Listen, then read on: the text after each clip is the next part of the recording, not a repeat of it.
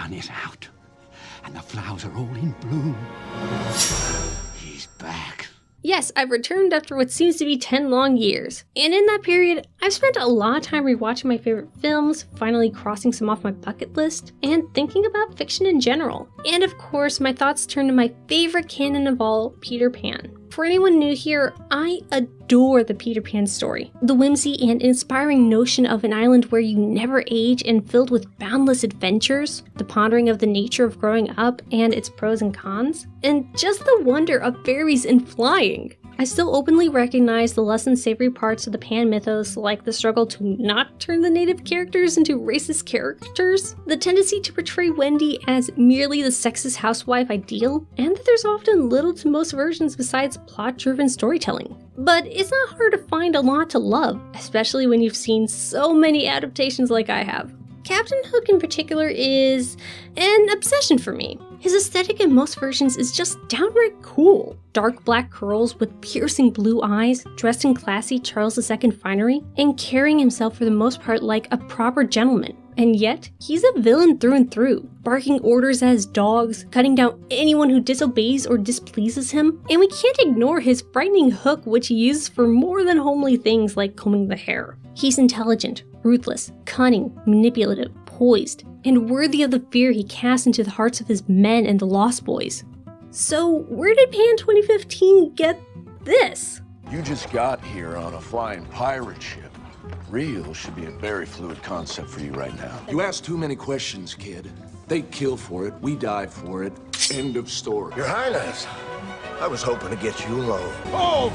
We're getting the heck off this island! That is not the Captain Hook who was brought up at the Eton School of Etiquette and is smart enough to always strike his enemy where it hurts most. This is Indiana Jones. This is some couldn't care less about anything except for leaving Neverland cowboy who just spends his initial scenes carrying around a hook for no other purpose but so the movie can cram it in our heads that this is the jazz hook. He's crass, overly ill-mannered, and has absolutely no class or showmanship in his bones. If this Hook ever became a pirate, he'd be more like the Jack Sparrow type than anything. He's already got the annoying head bobs down. That was some little air show you put on out there.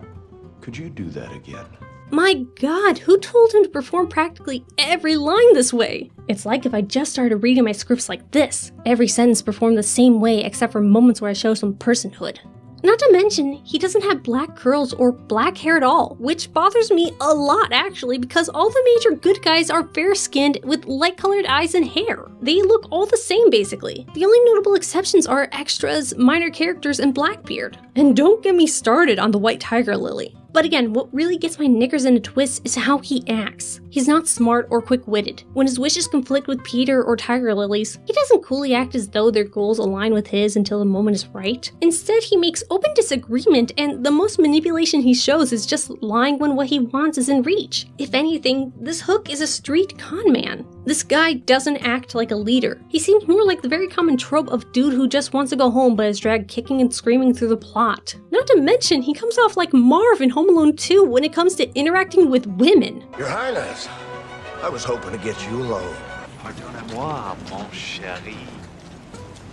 He's not smooth at all, and is rather lecherous sounding when he first speaks to Tiger Lily. I look at this Hook, and I don't see a complex series of wheels spinning in his head. I see a typical selfish action movie hero who happens to share the name of the only man barbecue feared. Yes, I'm a nerd. Yes, I am livid this version of Hook is not the same or even in the same vein as others before him. But that's not a minor damnation of this film as a whole. It's a symptom of one of its bigger issues. Pan 2015 positions itself as the sort of prequel to the story we all know. What Peter and Hook were before their rivalry, how Peter came to the Neverland and eventually became the boy who never grew up. But this is not that. What we have here is a basic action-adventure film that lightly tries to tie itself into the Peter Pan mythos. It borrows names, small expectations like Peter flying, and name-checks things fans of the book would recognize. Look, it's the Neverbird! It's in our movie, so we must be showing immense respect and admiration for the source material. But really, it has very little to do with the Peter Pan story or even its many tellings. Peter isn't some chosen one. He's loved because of his childish nature and being the embodiment of youth, not because he's supposed to save Neverland and has distinguished lineage. Neverland itself makes you not age and actively forces you to forget the outside world, but the film makes it into a generic fantasy island of the same name. There's not even basis or setup for Hook and Pan's later conflict. They end the movie as chums, playfully stating that they can't ever imagine being enemies. The only theme Pan shares with the Peter Pan canon is the emphasis on mothers, but it's only a connection in name as well. Peter's specialness basically comes from his mother, and he wants to find her because, well, he's an orphan, and that's what orphans in films all want. But motherhood, or the yearning for a motherly figure, isn't explored or even commented on. For Pan, his mother is more of an obsession for him and the thing that connects him to Blackbeard and Neverland. It feels like someone read over the book and only took from it that there's characters called Peter, Hook, Tiger Lily, and Tinkerbell, and that there's a Neverbird, and that's all. Again, as if someone picked up the script for another action film and just changed a few details so they could call it a Peter Pan prequel. It's not loving to the works that came before it, like 1991's Hook or the 2003 Peter Pan. In those, references felt like they had meaning and were understood by the scriptwriters. In this, I don't think anyone really gets Peter Pan. Not even in broad strokes. They either don't understand the story and its characters, or they didn't care enough. Peter Pan is still a popular tale. Maybe they wanted to tap into that cash cow. Who knows?